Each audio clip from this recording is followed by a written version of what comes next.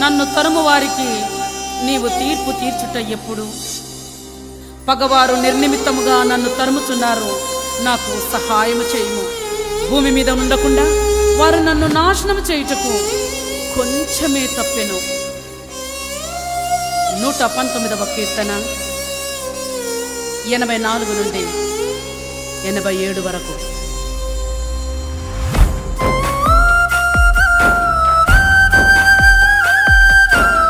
రక్షింపబడు వారి పట్లను, నశించు వారి పట్లను మేము దేవునికి క్రీస్తు సువాసనలై ఉన్నాము.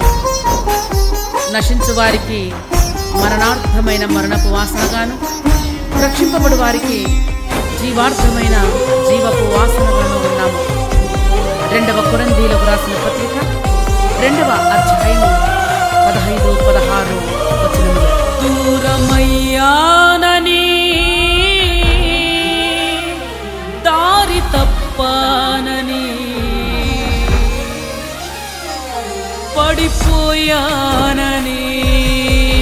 నీ నుండి విడిపోయానని, వాడిపోయానని, ఓడిపోయానని, వింతగా చూస్తున్నారేంటయ్యా, అంటరాని దానిలా ఉంచారయ్యా. వింతగా చూస్తున్నారేంటయ్యా, అంటరాని దానిలా ఉంచారయ్యా.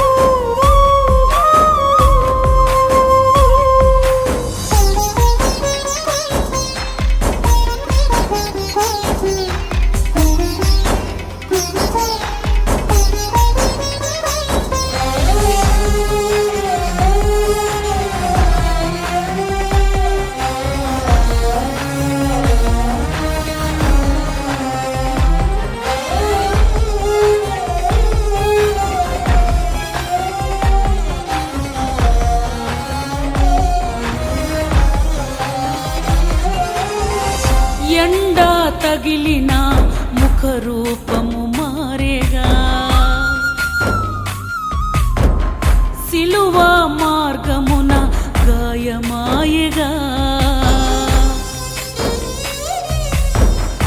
ఎండా తగిలిన ముఖరూపము మారేగా, సిలువ మార్గమున గాయమాయగా. ఒంటరి పోరాటములో అలసిపోతిని, ఒంటరి పోరాటములో అలసిపోతిని, మూర్ఛపోతిని, మూర్ఛపోతిని. వింతగా చూస్తున్నారేంటయ్యా, వారి ముఖముని చాటేస్తున్నారయ్యా. వింతగా చూస్తున్నారేంటయ్యా, వారి ముఖముని చాటేస్తున్నారయ్యా.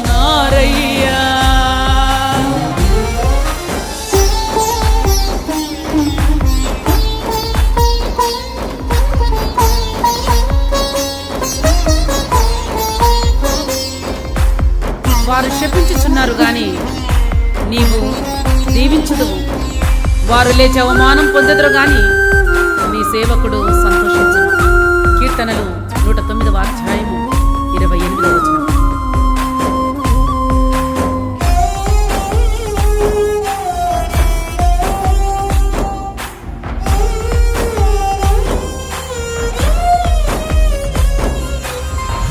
అపార్థపు పాఠం వస్త్రములాగి వేసేనే,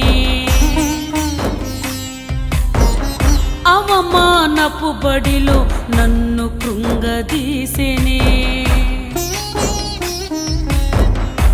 అపార్థపు పాఠం వస్త్రములాగి వేసేనే, అవమానపు బడిలో నన్ను కృంగదీసేనే, మూగా దెబ్బలతో మౌనినైతినే, మూగా దెబ్బలతో మౌనినైతినే, మూర్ఛబోతిని మూర్ఛబోతిని.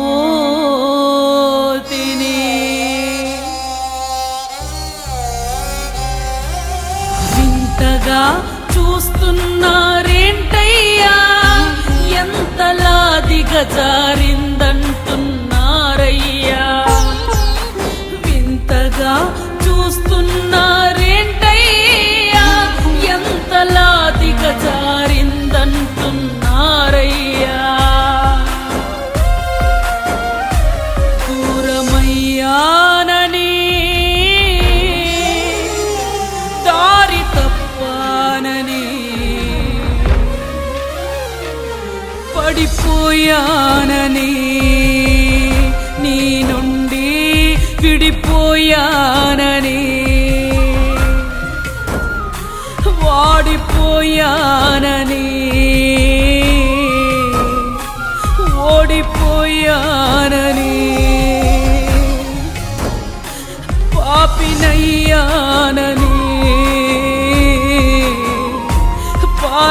పారిపోయానని,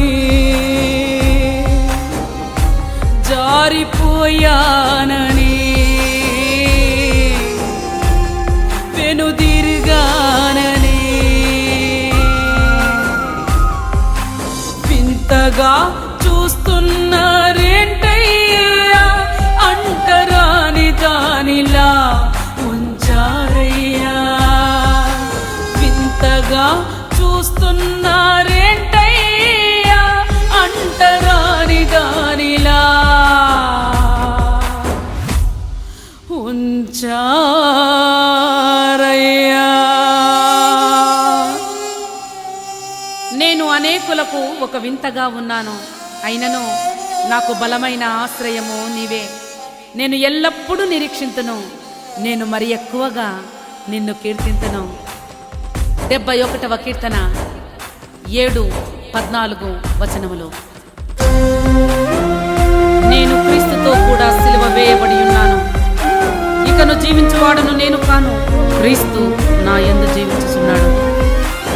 నేనిప్పుడు శరీరమందు జీవించుచున్న జీవితము నన్ను ప్రేమించి నా కొరకు తన్ను తాను అప్పగించుకొనిన దేవుని కుమారుని యందలి విశ్వాసము వలన జీవించుచున్నాను.